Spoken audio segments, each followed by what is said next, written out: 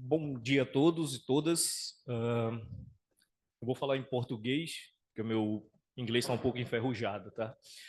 Ah, Primeiramente, agradecer a oportunidade de estar aqui, professora Nara, que gentilmente convidou a professora Juliane ano passado, e a Juliane estendeu esse convite até minha pessoa, e aqui estamos, eu, Juliane e os dois meninos, que no momento estão na piscina se divertindo um pouco, né? Desde ontem que eles estão na piscina se divertindo, diga-se de passagem. Eu vou tentar fazer nos 5 minutos, né? Como pediram, 5 slidezinho bem rápido. Teria várias informações para trazer, mas eu procurei dar uma resumida um pouco mais voltado aqui para o evento. Bom, eu sou Carlos Quirino, né? Eu sou bacharel e mestre em meteorologia pela Universidade Federal de Alagoas e possuo doutorado em física ambiental pela Universidade Federal de Mato Grosso, né, na UFMT, e pós-doutorado em ciências ambientais pela UFG também. Tá? O nosso grupo de pesquisa, eu atuo no campus da UFAM de Humaitá, é uma cidade localizada no sul do Amazonas, divisa com Porto Velho, Rondônia, 200 quilômetros de Porto Velho, aproximadamente, e eu trabalho lá nos cursos de engenharia ambiental e agronomia, lecionando justamente meteorologia, climatologia e as disciplinas relacionadas ao clima. Nosso grupo de pesquisa, que é coordenado pela professora Juliane, depois ela vai falar um pouco mais, né? Grupo de pesquisa Interação Biosfera-Atmosfera na Amazônia, a gente procura sempre estar entendendo essas trocas energéticas entre superfície e atmosfera e como as mudanças do cobertura de uso do solo vêm impactar ali na alteração do microclima.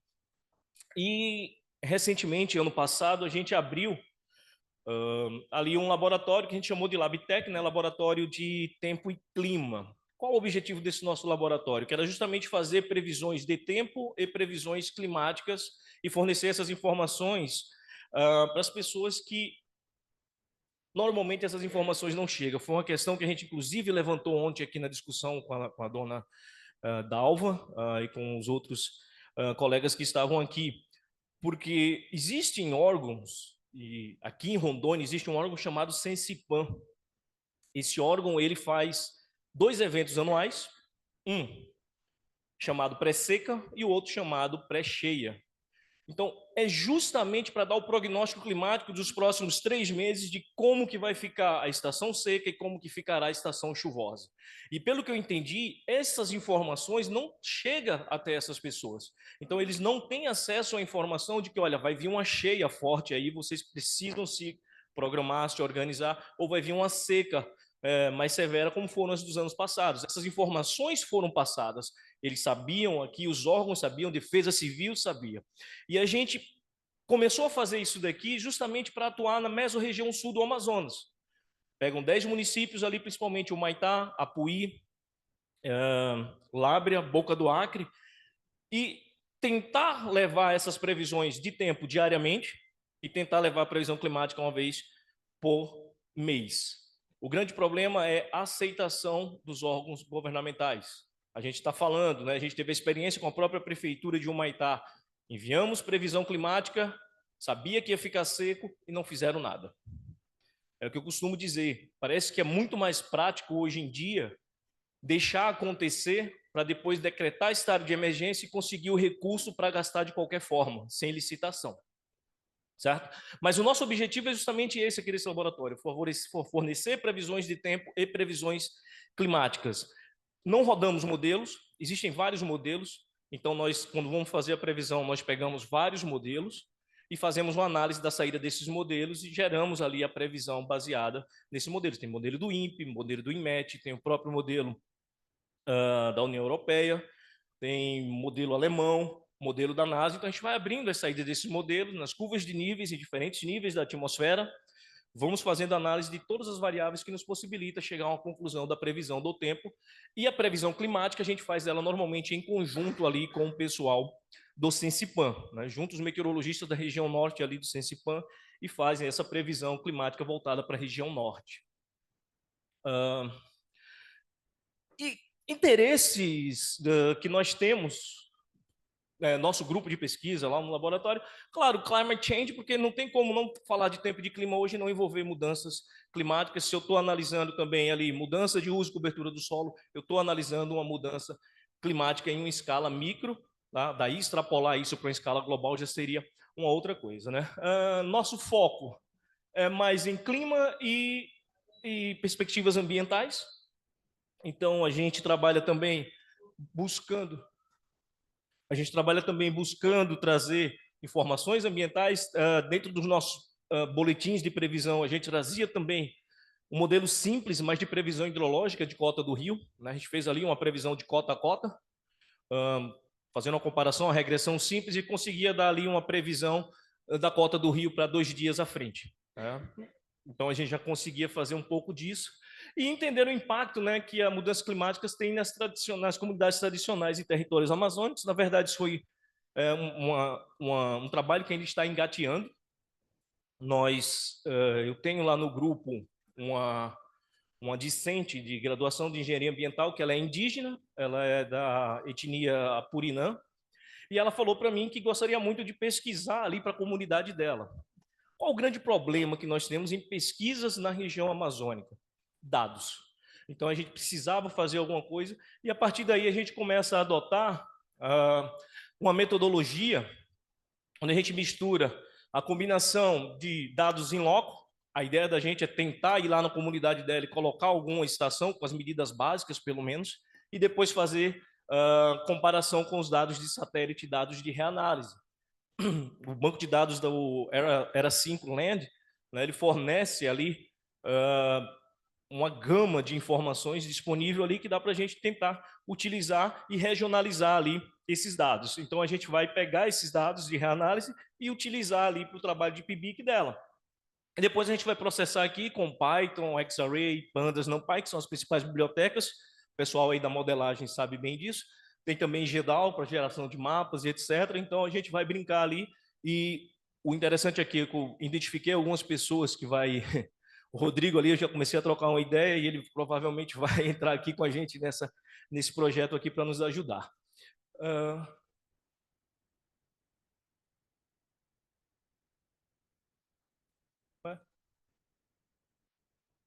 Parou com todo mundo, parou comigo também, né? Não podia ser diferente, pô. Agora. Bom, o título do trabalho dela é isso aqui: impacto do desmatamento, né, nos índices biofísicos ambientais na comunidade tradicional de Lusitânia, no Amazonas. Então, a gente vai fazer esse trabalho lá. Pedimos, inclusive, renovação do PIBIC dela para a gente estender as variáveis e, atualmente, a gente vai começar ali a analisar o albedo superficial, o índice de área foliar, e aí relacionar isso com temperatura e umidade relativa. Tudo isso vão pegar dados ali de reanálise durante 30 anos, né, um período de 30 anos, de 91 até 2024, e ver as linhas de tendência, tanto de temperatura quanto de umidade, redução ali do índice de área foliar e, consequentemente, o que a gente espera, né, observar seria aí um aumento do albedo superficial. Entendendo como é um PIBIC, eu não posso extrapolar muito, né? A aluna tem ali 1 ano já para fazer o TCC dela, então a gente precisa enxugar um pouco isso daí. E aí vamos utilizar ali os dados, né, do European Center for Medium Range Weather Forecast, que vai ser aí justamente o ELA5 Land Project. Porque é importante, né, entender o impacto do desmatamento no clima em uma comunidade tradicional. Isso já vem sendo discutido bastante aqui durante esse dia e meio que a gente teve. Então, é extremamente importante a gente verificar. A gente está ouvindo eles, tá? Eles estão falando que está aumentando, e vamos realmente agora tentar mostrar esses impactos aí em cima das variáveis. Um gráfico que eu acabei não trazendo, mas a gente já tem um gráfico de temperatura, e a gente observa uma linha de tendência de aumento dessa temperatura ao longo desses 30 anos. Então, significa que mesmo a comunidade estando um pouco isolada, já está sofrendo os impactos, sim, ali de mudanças de aumento de temperatura e provavelmente redução de umidade relativa, né? Mudanças, né, do balanço energético superficial. Quando você tem desflorestamento, você vai mudar uma componente que a gente chama componentes radiativas superficial. Então, a gente vai alterar o balanço radiativo superficial e, por consequência, a gente vai alterar ali o balanço energético naquela superfície. Com essas alterações, por consequência, a gente vai ter a mudança do microclima naquela região. Então, é isso aí que a gente quer tentar entender. E eu estou aberto aí para discussões, colaborações, já comecei a fazer isso daí desde o primeiro dia, né? E vamos seguir aí com quem quiser nos ajudar. E era isso, obrigado.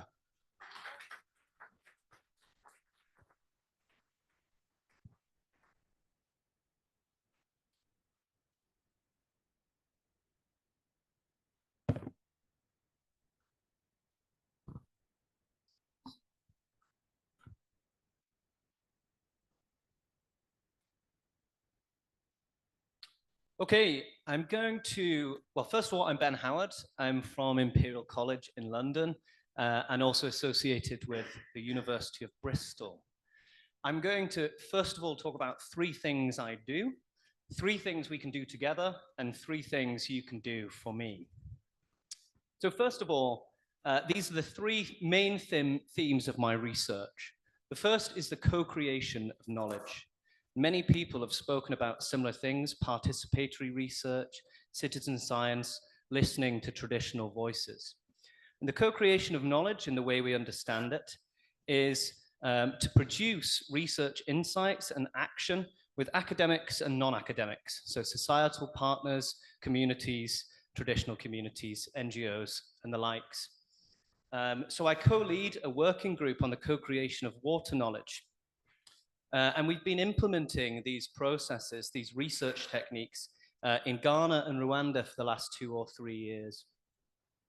So what we're trying to do is to produce research which is actionable, which is usable, and which is more equitable. So it's about producing new research insights, but also about translating them into impact. And Professor mentioned that sometimes we have enough knowledge to implement already. So part of the process about understanding what is the additional knowledge we need, or what can we do with the knowledge that we have. The second is surface hydrology. So my PhD is in water quality, but because of the nature of the co-creation of knowledge, I have also been working in flooding for the last three years. So we are asking the communities that we work with to define the research questions in the first place, rather than implementing the things that we find important.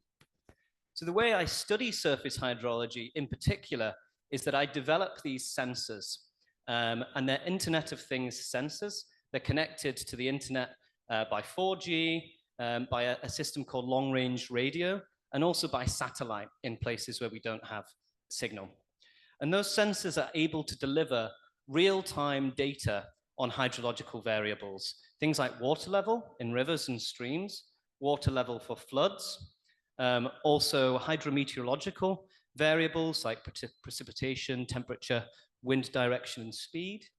And increasingly, we're building these sensors for water quality as well. So I am working with citizen scientists. We use the sensors that measure water quality proxies like temperature, turbidity, and electric conductivity. And those sensors allow us to alert citizens to when there's a likely pollution event, so they can, one, understand the risks and avoid the risks, and two, take samples so that we're able to capture high impact, high risk events that we usually miss. I implement these data in hydrological models for water quality and also for flooding. Finally is locally led adaptation. So I'm interested in understanding these issues, but also in starting to solve them. And to solve them by using solutions that are driven by the people that are directly affected by these challenges. So this is a case study from the north of Ghana, a city called Tamale. And we are working with indigenous people to understand how they are responding to increasing flood risk. Most of the time, actually, these solutions already exist within communities. So we're trying to understand who has access to them and who doesn't have access to them. What is the equity of these solutions? And how can we support those people that don't have access to them to actually implement them? We're also really importantly trying to understand what are the limits to this kind of adaptation.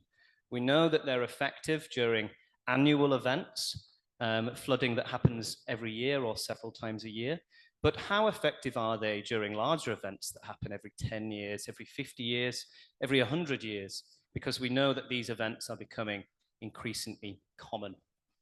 And we're also then implementing these locally led solutions into flood risk models for the first time, really. And we're doing that with a co-production approach. So here we've asked the communities we work with to value the importance of these solutions. And then we're including that with vulnerability estimates, estimates of exposure to flooding, to understand what is the effect of these solutions on risk overall. For example, does it widen adaptation gaps, or actually are we reducing risk equitably? Okay, so 3 things we could do together. It's very nice to have these kind of events, but unless we translate it into future projects, further collaborations, research papers, and impact, that's how we get the maximum value out of it. So first of all is these ISPF grants that are available in the UK to partner with various countries, often including Brazil. So that's International Science Partnership Fund. We've hosted 2 of these grants already, and they are remarkably flexible. They allow you to do research, build collaborations, but also to implement some of the new insights that you're generating. And that's really important because as part of our co-production process, we're interested in closing the knowledge loop, in integrating the new knowledge we generate into the communities, into practices and policies. So these ISPF grants are available periodically in the UK, and they're available for teams to apply to. The second is the UNESCO CRIDA framework. So this is climate risk informed decision analysis. It's something that UNESCO are pushing very hard right now. They've already got 25 case studies around the world, and they're releasing funds to implement this procedure in other places in the world. And the procedure is a participatory approach to understanding climate risks, especially around water, and to implementing solutions to those risks. So importantly, whilst they have 25 case studies, they don't have any in Brazil, they don't have any working with indigenous people, and they don't have any on water quality. So I think there's a huge gap in the CRIDA framework that we as a team could collectively address. The final thing is water quality adaptation. So in the climate change adaptation space, water quality is relatively neglected. It is ignored. So we are leading a consortium of people through the World Water Quality Alliance with the United Nations, which is bringing together people that work on water quality and climate change adaptation, especially trying to capture traditional and indigenous knowledge. So in October, we are leading a workshop at United Nations Adaptation Futures about climate change adaptation and water quality. There is funding available to travel to New Zealand for the workshop, but also it should be available online. And in general, this will be part of a consortium that, first of all, will produce a perspective paper by the end of the year on water quality and climate change adaptation. So these are some ways that we can all start to work together today. The first is to join the working group on the co-creation of water knowledge. It's free to join. It's through the International Association of Hydrological Sciences, and we are collectively writing community papers, applying for funding, co-leading master's students and PhDs, and it's a really diverse group, and we want to grow that team. The second is to join the mailing list for the Climate Change Adaptation and Water Quality Consortium. And if you join the mailing list, I will email you about joining the event in New Zealand and writing the paper. And the final, and probably the most important one, is to connect. And I hope over these couple of days, I'll connect with as many of you as possible. So, obrigado.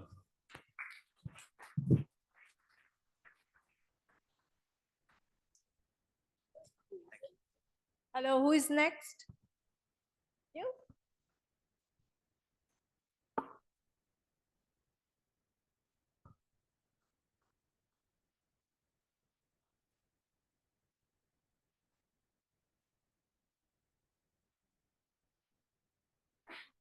Ederson.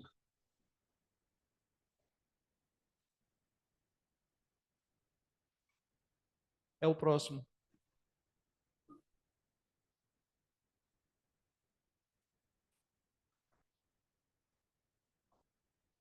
Isso, Ederson.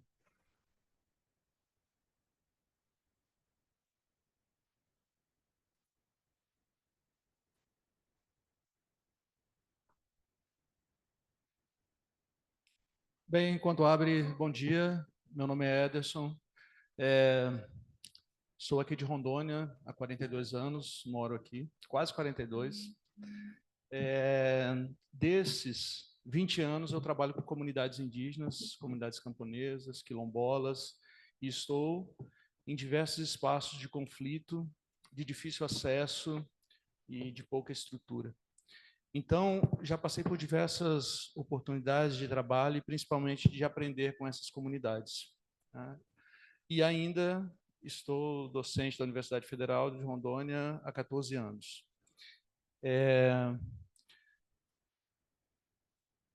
Atualmente estou em outros projetos, mas esse é um projeto de fôlego maior, que reúne boa parte dos pesquisadores que estão aqui e que é parte dessa nossa interação com vocês, né? E já deu muitos frutos e é o que nos possibilita minimamente estar junto com essas comunidades e pensando em novas metodologias.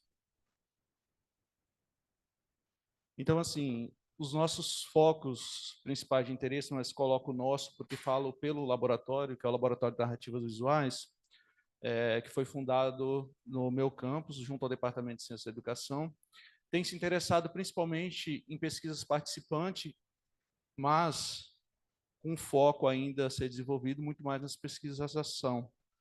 Porque, como vocês viram, o cenário nas terras indígenas e unidades de conservação, comunidades extrativistas e camponesas, ela é muito complexa e demanda de nós, enquanto universidade, mas também enquanto sujeitos que estão preocupados com a sustentabilidade, desenvolver possibilidades nesses espaços, não por esses sujeitos, mas com esses sujeitos, que eu acho que é uma grande diferença que se tem. Então, nessa proposta de pesquisa participante, nós nos dedicamos muito à imagem como ferramenta. Isso é uma forma que, de acordo com o que temos observado, atrai muita atenção das comunidades, mas para além das comunidades, dos pesquisadores, porque nós subsidiamos muitos pesquisadores com as nossas imagens, e também das pessoas que não são da universidade nem dessas comunidades, né? Porque, ao contrário do que se imagina, não se tem um conhecimento muito claro do que são essas comunidades, onde elas estão e qual a importância dessas comunidades. Então, é isso. Então, nós temos trabalhado com essa documentação fotográfica e audiovisual. Eu queria bem pensar um pouco com vocês sobre o que é a nossa universidade, a Universidade Federal de Rondônia. E queria começar pensando sobre a Universidade Federal de Rondônia a partir deste evento. O que é este evento? O que representa esse workshop num resort, com boa comida, bom lugar para dormir, quando nós olhamos para a nossa universidade? Aqui mais se interessa a nossa universidade, porque esse é um grupo de pesquisadores da Universidade Federal de Rondônia que é uma exceção. A nossa universidade tem se demonstrado muito interessada nas questões do agronegócio. Os grupos das ciências humanas têm pouco espaço e muito menos financiamento. Acho que isso é importante ter claro, né? Então, assim, para fazer qualquer coisa, nós não temos recursos. Nós vamos para campo de carona, nós vamos para campo com o nosso carro, com o nosso combustível. Então, assim, esse workshop é um cenário ideal, mas irreal, quase inatingível na maior parte do tempo, de bolsistas voluntários que não têm a menor condição de financiar suas pesquisas. Quem dirá viajar para um outro país para fazer pesquisa, a gente não consegue viajar nem dentro do nosso estado. Então, é importante ter clareza sobre isso, para nos perguntarmos também qual é o papel desse workshop e qual é o papel nosso enquanto integrantes desse workshop. É preciso olhar com atenção para esses espaços. É uma provocação, penso eu. Então, nós temos trabalhado no laboratório com a sistematização desses arquivos para diversos pesquisadores e para nós também, ampliando algo muito importante, que são as devolutivas para a comunidade. Por quê? E isso não se aplica só à Universidade Federal de Rondônia. Há que existir um compromisso dos pesquisadores com as comunidades. Por isso que eu penso a nossa importância aqui nesse workshop, mas para além desse workshop. O que se tem de problemas principais que as comunidades nos apresentam, e quando nós, outros pesquisadores, chegamos, é que os pesquisadores não dão devolutivos para a comunidade. Chegam, pegam seus dados e vão embora. seguem a vida belíssima com seus títulos de doutores e tudo mais. Então, eu acredito que esse não é o nosso objetivo enquanto grupo, coletar dados e sumir. Até porque isso é uma sacanagem com a comunidade, mas é uma sacanagem com nós pesquisadores, que chegamos depois e não somos bem recebidos por conta da ausência de ética de determinados pesquisadores. Então, assim, a nossa permanência aqui, mas a nossa atuação enquanto pesquisadores, ela é carregada de compromissos para além de nós, muito além de nós. E falo isso com experiência de campo.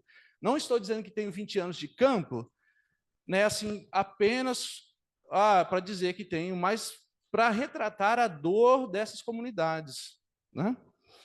Então, e daí que dificuldade de equipamento, difusão de dados, eu não vou nem falar, porque isso já acho que ficou claro na minha fala. Tem um papel, um outro elemento importante que essa documentação, tem tentado fazer, que também nos cabe pergunta enquanto aqui pesquisadores, para entender em que cenário nós estamos. Quem são essas comunidades? Onde elas estão e como elas são vistas pelas pessoas do Brasil e do estado de Rondônia. Rondônia é um estado novo que foi aberto, né, invadiu as áreas indígenas e quilombolas e tudo mais, para resolver um problema no sul do país, sul e sudeste, que era a ausência de terra e fome e tudo mais. Quando eles chegaram aqui, há pouco tempo, e eu fui um desses que cheguei com 2 meses de idade, o que nós encontramos era os indígenas e as comunidades estão nos atrapalhando a ter terra. Então, temos que eliminá-los. Então, essas comunidades, esse diálogo fraterno que tivemos aqui esses dias, isso também não acontece. Não estão interessados em ouvir essas comunidades. O agronegócio não está interessado nisso. Essas pessoas são um problema para a maioria das pessoas. Tá? E é importante, porque nós também recebemos diversos pesquisadores, doutores e tudo, que dialogam sobre a Amazônia como se aqui fosse uma espécie de cenário romântico, que se não existisse conflito. Isso não é verdade. Vocês talvez não tenham visto, porque seguiram durante a noite. Mas isso aqui é só soja. É só soja e é só veneno e é só expulsão de gente de suas terras. Então, assim, e também é muito conhecimento. Então, eu falo isso com muita esperança, porque conheço as comunidades e conheço esse grupo de pesquisadores, mas, ao mesmo tempo, eu falo isso assim, com muita tristeza. É um cenário extremamente dolorido de se trabalhar, pela ausência de estrutura da universidade, pelo risco que se corre, pelo número de ambientalistas indigenistas que são mortos nesse país, principalmente em Rondônia. Tá? Não é um cenário romântico. E aí, por isso, mais uma vez, que eu pergunto qual o nosso compromisso enquanto pesquisadores aqui. E, num primeiro momento, então, nós tentamos registrar essas comunidades fora desse estereótipo, né, de que, porra, são inimigos.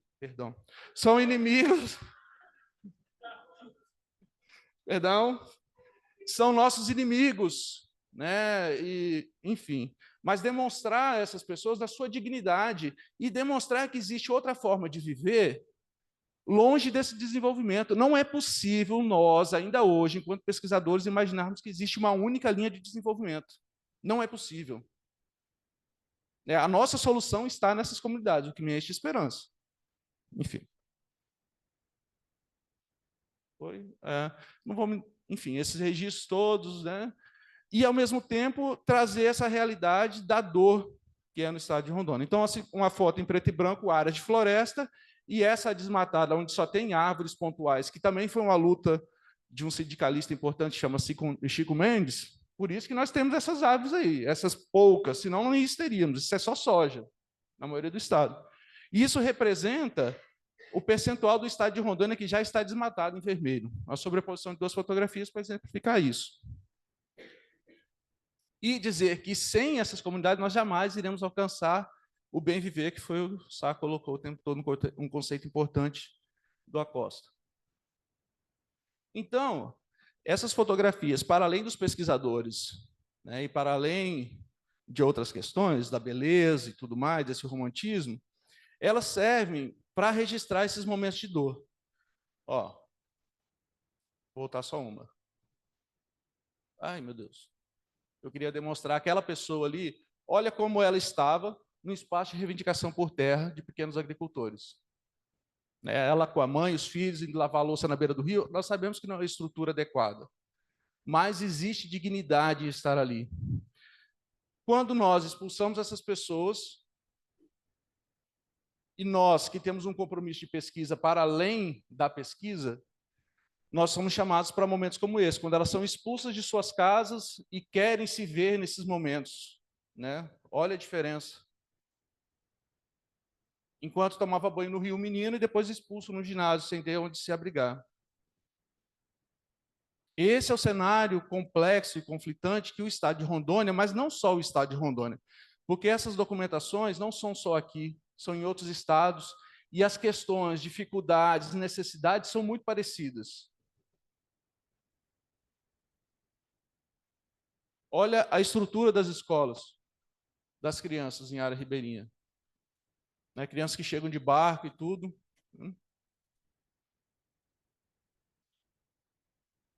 Crianças que têm que se deslocar porque as escolas do campus foram fechadas, elas se deslocam 4 horas para ir para a escola e mais 4 horas para voltar. Crianças a partir dos 7 anos de idade. Como é que nós estamos pensando que formamos essas crianças? O fechamento das escolas nada mais serve que para expulsar esses pequenos produtores e abrir espaço para o agronegócio. A gente tem que ter clareza disso, e a gente vai ter um documentário que eu fiz mais tarde, à noite, que vai, um curta-metragem, que vai demonstrar isso com mais clareza. E aí, como é que nós damos essas devolutivas e tudo mais? A partir de livros, 2 estão aqui, tem os links também para vocês acessarem, exposições fotográficas, produções manuais de livro, porque também no Brasil tudo é muito caro para a gente produzir, os alunos estão ali confeccionando, eu fiz a parte da cerâmica também, enfim. Documentários, longa-metragens, todos esses que eu estou mostrando para vocês foram premiados já, e tudo também demonstra um pouco da relevância do trabalho e a urgência, e muitos a pedido das comunidades, algumas, essa escuta ativa para ter devolutivas. Então, em comunidades ribeirinhas, universidades, comunidades indígenas, área de professores, camponeses, todas essas devolutivas que a gente tem se esforçado e que tem permitido a nossa entrada com compromisso nos grupos que nós trabalhamos. Essa é a importância também. E é isso. Obrigado, desculpa se passei o tempo.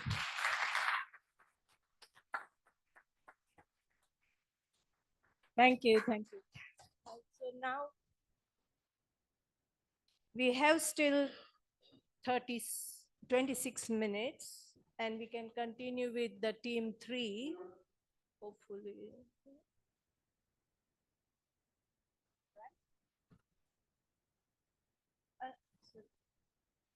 No, we are still on team 2. Oh, okay.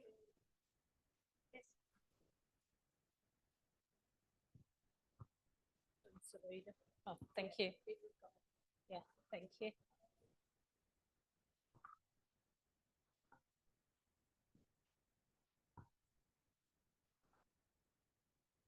Good afternoon, everyone. My name is Zubaida Umar. I'm a researcher, a humanitarian worker, and I do a lot of charities as well. I pursued my PhD from the University of Leeds on migration and displacement. So today I'm going to talk to you about what motivated me to do a research in the first place.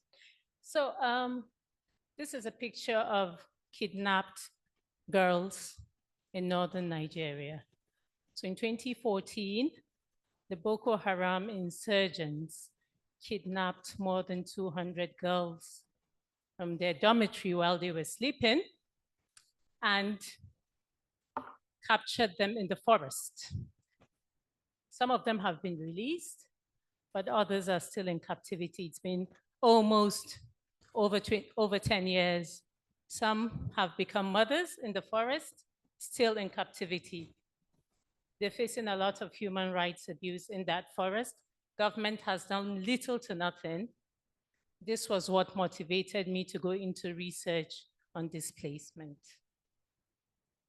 To start with, internally displaced people are persons or group of people that have been forced or obliged to leave their homes as a result of natural or man-made occurrences. One of these occurrences is conflict or climate change. The number is increasing.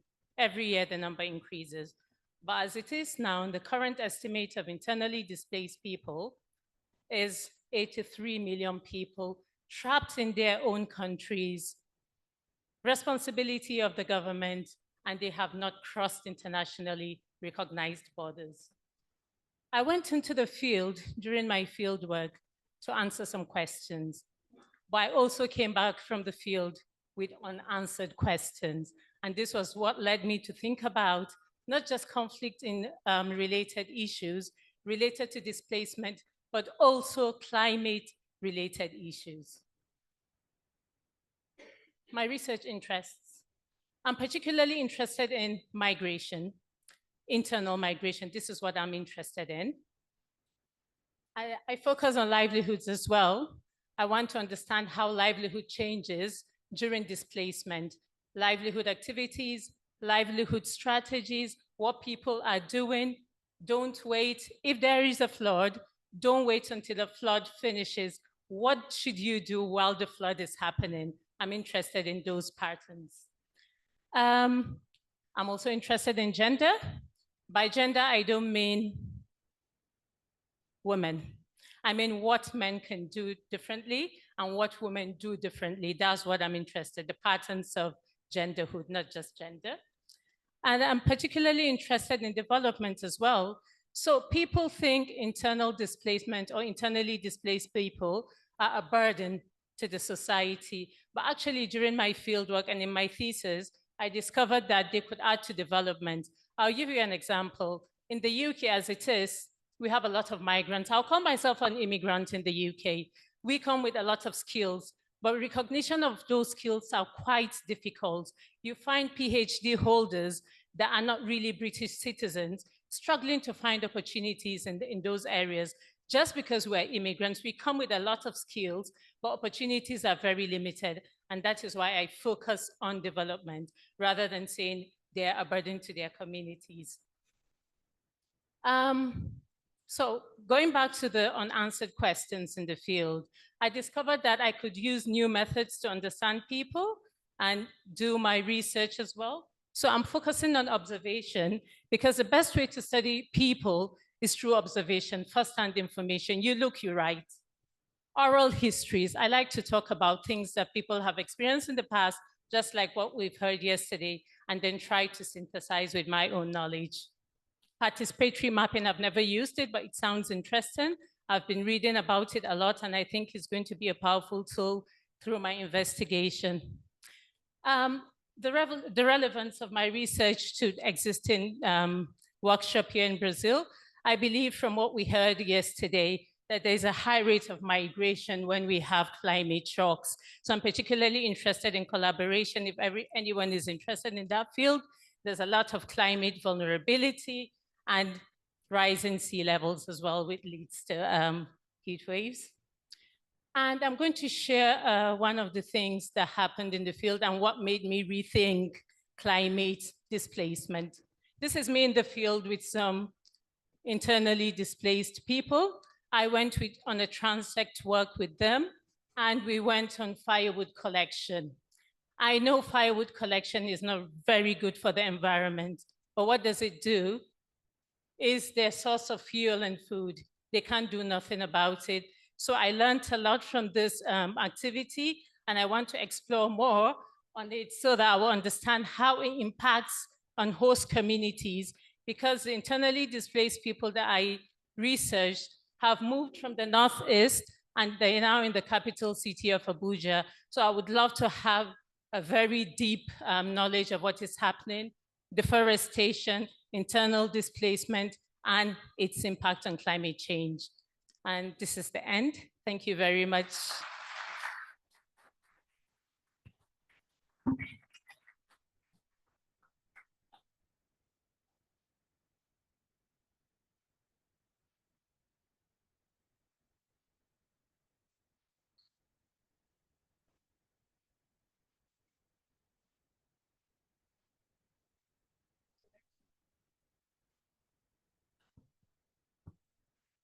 Hello, everyone. I know the break is very nearby, so I will not spoil your lunch period. Okay, I will be very quick. So initially, before proceeding, I will start with the introduction about myself, who I am and what I'm doing at the moment, what I did previously. So this is all about me. So I'm linked with the University of Manchester. I'm assistant professor over there. Beside, I'm teaching in University College London, UCL. That's my further linkage over there. Uh, and I'm a link of UK education system from last 6 years. So before joining that one, I did 3 postdoctoral fellows, one, two with the Chinese mainland, Hong Kong Polytechnic University, and then Norway. So these 3 were more about, you can say, my career about. And I come to Brazil, Peru, Colombia quite a lot often. So for giving and visiting lectures. So that's my mostly profile you can see. And you might see me maybe in the future in any airport. Okay, I travel a lot. Just 1 week before I was Brazil, with China. After going back, I will going back to China again. And next month I'm going to USA. So this is basically my traveling plan always happens. So for teaching, for research, for networking, I always keep on traveling. That's about me. Sorry.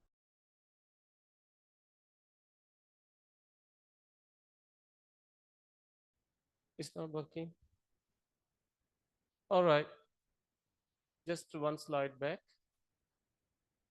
Back. Okay, so I'm continuously top 2% researcher in the world by Stanford University since last 2 years. So that is my position at the moment in the enabling technological research areas. So I do work mostly on sustainable construction and resilient civil engineering projects. That's my major areas. I got selected by top 100 young researchers in the world by 2018, which is basically the major jump my career took along to next stage. Then beside, of course, there are multiple other positions I'm holding in different universities. One of a few, sorry, it is not taking me back. Anyway, I do work on the technological-led construction areas, mostly what we call it building information modeling, digital twinning, digital tech-oriented different approaches, which are modern areas, basically what we use for. So this is, I take initiative to use as a smart and sustainable built environment. This is my research all about. I fully believe, normally when we work on the construction areas, we work on the project level. Beside, when we talk about sustainability, we have to go further down to broader level program and portfolio level. So I try to cover all these 3 elements beside that. So I'm going to talk about one project.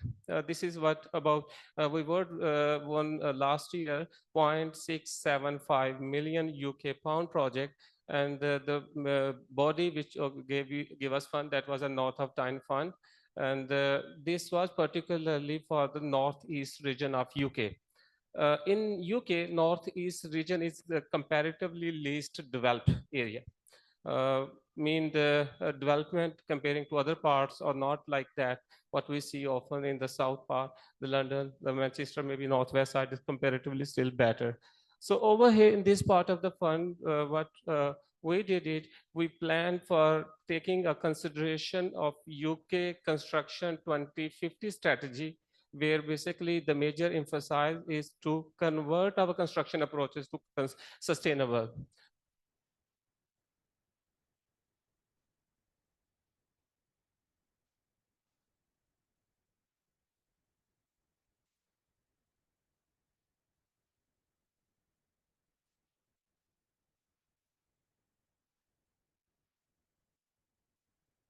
Okay, I hope it is okay. So the construction 2550 strategy, I want to give a little bit description about where major emphasizes about to converting construction traditional approaches to modern and smart approaches, and beside emphasizing on the sustainability angle.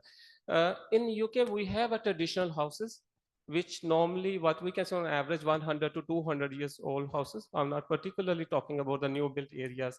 So by 2050, if we focus on the particular angle, we have to go for retrofitting for those houses about 2.8 million homes. a lot of homes, a lot of energy related challenges we are having, and every year the energy prices are going up. Besides, we are talking about climate change quite a lot. That is a big problem if we are wasting energy. So with the support of this project, what we did is we plan to initiate curriculum development approaches where we have to train early career researchers. With the support of this fund, 300 early career researchers we need to train in the Northeast region. So that was a very big initiative. We planned a team who was working with the curriculum development activities, and then beside bringing it into multiple research institutes in the Northeast region and training the people on the sustainable retrofitting. That was our idea all about. So we took initiative for architecture, construction, project management, environmental angles to give a flavor of all and each part of the technical and the socio-economic elements of retrofitting. That was our overall part of this research. Next part, I'm giving a little bit of flavor about a fit-out construction approaches, which we often uses in the construction, but in other angle. Sometimes we call it interior designing, interior fit-out. So why I'm picking it up is very unique, because whenever I ask, I'm going to skip this part a little bit. Okay, here it will be better. Normally, there are three kinds of construction stages. Pre-stage, which is designing and planning. Then comes the construction stage, where we are going to construct a whole structure. A lot of construction-related activities happen. Then there comes the post-construction stage, which is a handover stage. So whenever I ask people which particular stage produce more waste, because waste is a big issue in the construction industry, a lot of concrete structures we are producing, a lot of concrete waste we are putting into landfill. A lot of emissions we are creating through that way. Some statistics are given, so I'm not going in more detail for that one. So always people say construction stage is the major stage for producing waste. Whereas the information in this case is an alternative to that one. Handover stage is the major construction stage. We basically, if we are designing one site, like for example, this room we are aiming to design for 50 years. And within 50 years, we might have a chance to change multiple its layout, designs, furniture, multiple ideas at least 20 times within 50 to 60 years period of time. So producing enormous waste, not only waste, but also cost. When this room was built, maybe the cost was 1 million that time. And by the end of 50 years, it will be 3 times extra cost we have produced. So that is the major problem area we basically emphasize we need to put on, considering economical challenges at the moment, beside environmental issues. So construction is the major problem where basically we need to put on. I would like to give a little bit flavor. This industry normally is the least industry in accepting technologies, innovations. In the construction businesses, what we are using concrete approaches, these are same what we are using from last 1,000 years. So this is where basically emphasizes need to go for. Okay, so I have highlighted for the left-hand side the element. When we talk about fit-out areas, normally we have an idea how our site, our rooms, or whatever we are going to plan for, how it looks like. We have a pre-design. Based on pre-design, we put a tender for the people who come over here, and they can actually give us a bid, and then we can select and they design for us. So it is a turnkey. It is a round shape. So when you turnkey, door will open. Okay, so but when door is open, that is the story for basically the mess created. Whatever they have produced, they will put it in the dumping site, which will lead a lot of problems. So that turnkey is basically further issues creates. So sometimes there is a misconception. People take it as a renovation or fit out. So renovation is something different, which is more about aesthetic.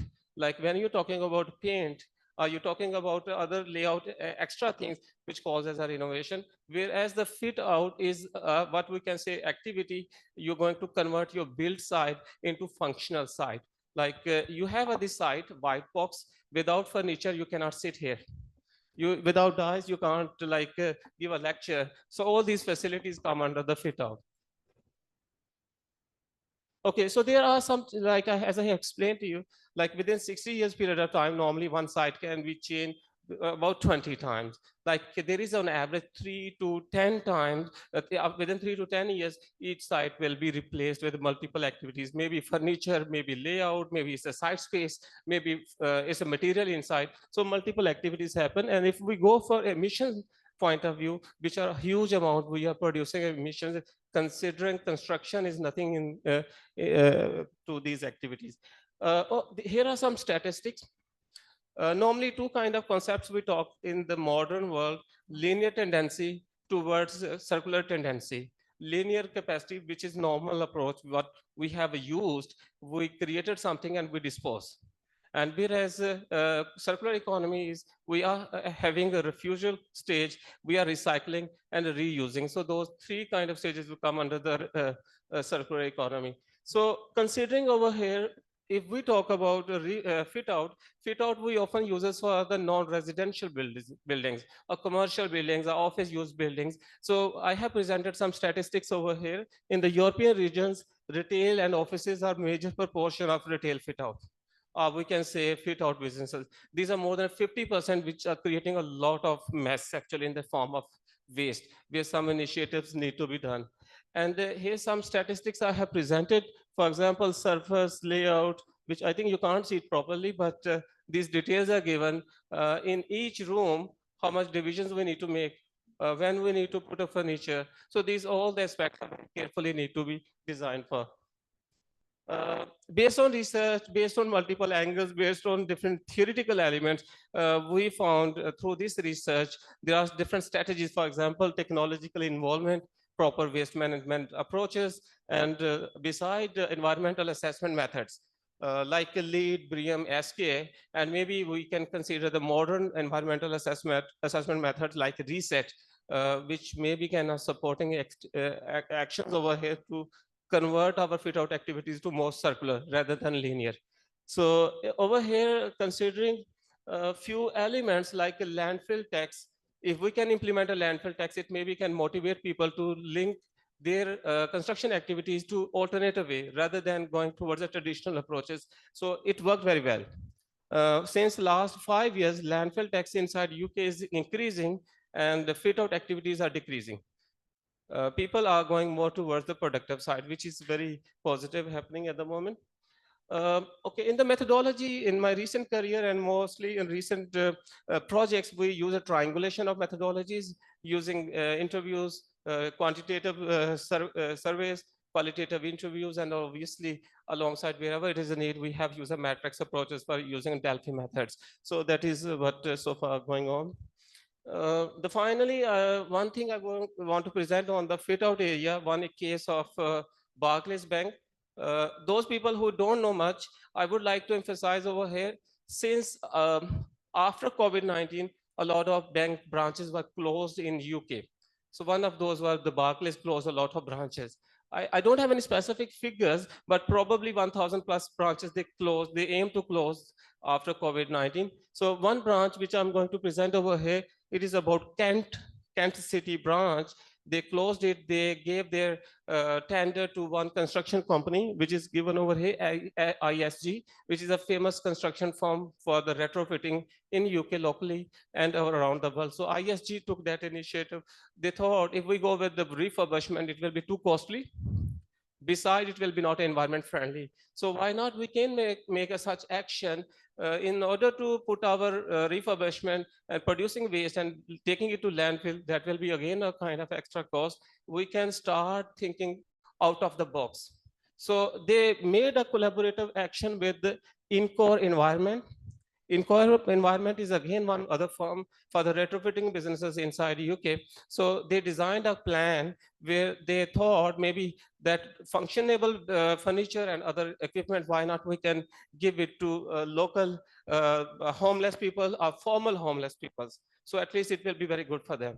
So they use a modern technology after pre-construction appraisal, that audit they use for it. And Project Divert is a very big actual technology Incor Environment is holding at the moment. So they did initial audit on it, and then they used that whatever workable or functionable equipment they used 2 charities over there, Porchlight and Dover Outreach. And with that, finally, they moved to such area which was very much productive for the local other businesses. So that was a very good business initiative, converting traditional linear tendency to circular economy. So such kind of approaches of maybe can be useful where maybe commercial alongside the cultural and technological programs where we can support it in a better way.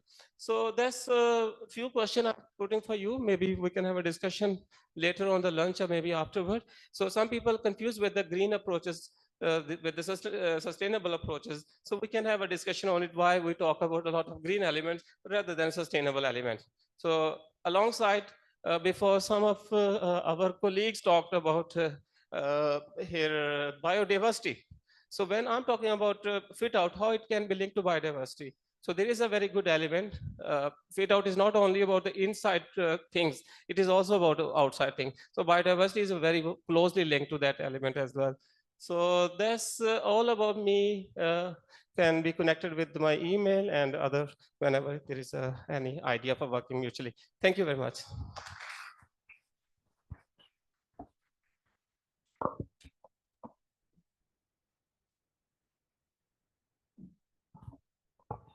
Bem, vamos lá. Vou tentar ser rápido para atender o objetivo do evento e falar que o tempo é curto, né?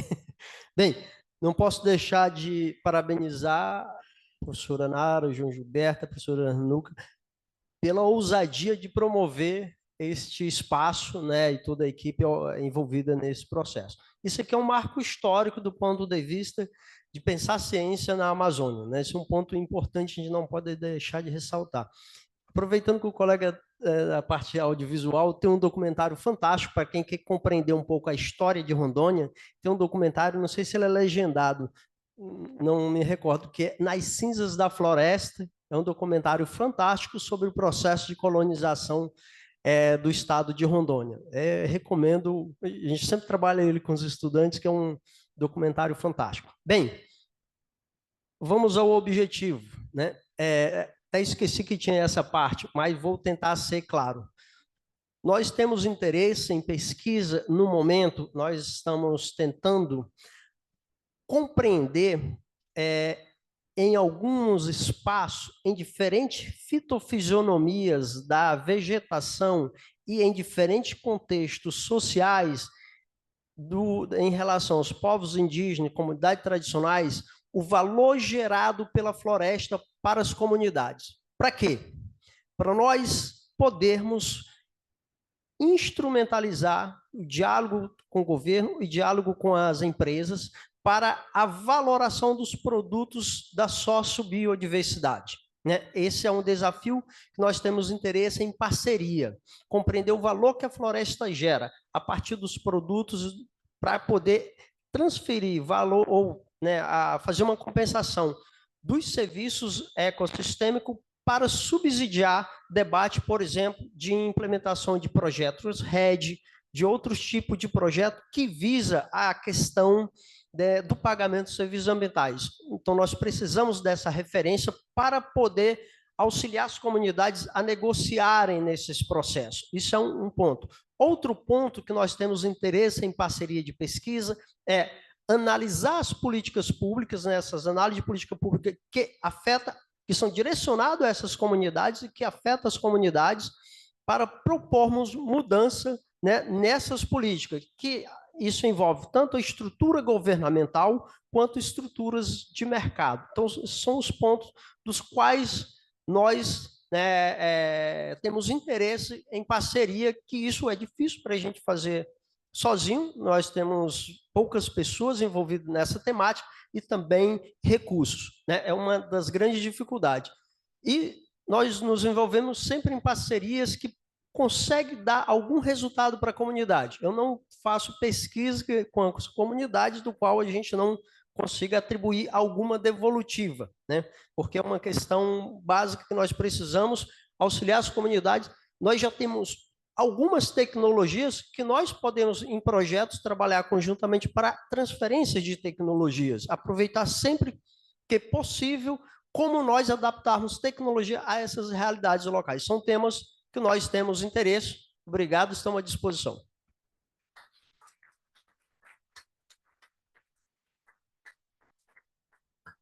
Thank you so much. We'll have a lunch break, but before that, we would like to, 1 second, let me close.